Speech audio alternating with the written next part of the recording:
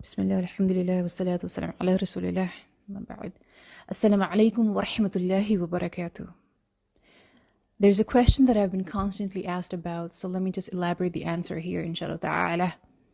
The question is, can those who are not health-wise well, يعني who are sick, not fast in Ramadan, or do they have to fast regardless of the sickness?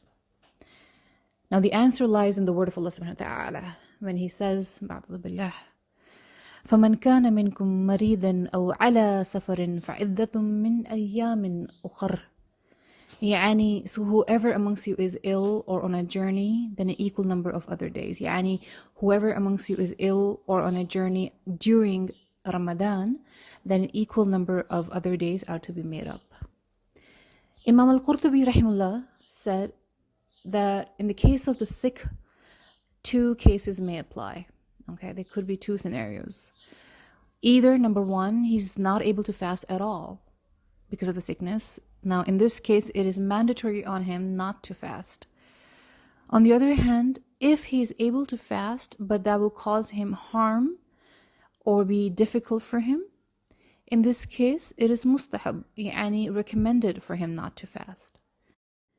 Now, because there are different types of sicknesses, to summarize, number one, that which does not affect the fast, such as a mild headache or a mild toothache, light cold, etc. In this case, according to the majority of the scholars, one should fast, even though there are some who have said that it's permitted not to fast if you literally interpret the ayah, فَمَنْ كَانَ مِنْكُمْ مَرِيضًا, whoever is ill, يعني. But this ruling is based on a reason, which is that not fasting is easier. If that is the case, then one should say that not fasting is better. But if the fasting does not have an effect on him, then it is not permissible not to fast. Now, number two, another scenario, another sickness is if the fasting is difficult for the sick person finds it difficult. It doesn't harm him, but it's difficult. In this case, according to the majority of the scholars, it is makruh, it is disliked for him to fast, because it is sunnah for him not to fast, even if it doesn't really harm him, but it is difficult. And the third scenario is where the fasting is difficult for him and will cause him harm. And if a person has a kidney disease, etc., or similar situations. Here, in such a situation where fasting will cause harm, it is haram, it is forbidden to fast. Okay?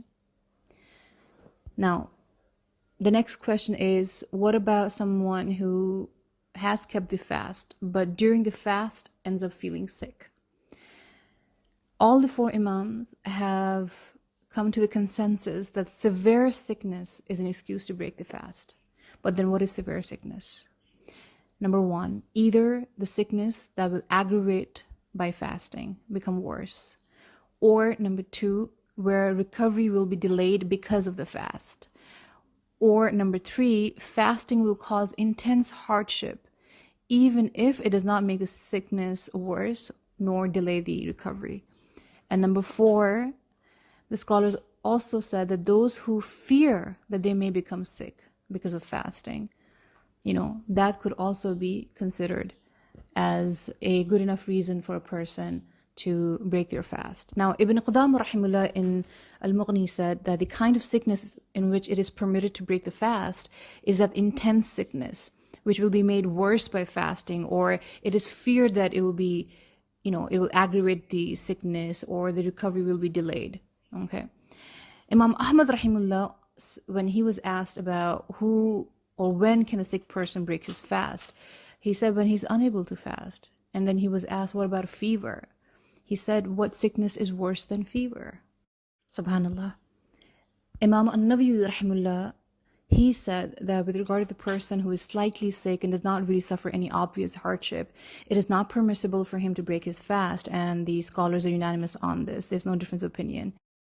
Alhamdulillah for all the ease that Allah subhanahu wa ta'ala has bestowed upon us in this beautiful deen, a complete and most practical way of life. Alhamdulillah, Alhamdulillah Rabbil Alameen.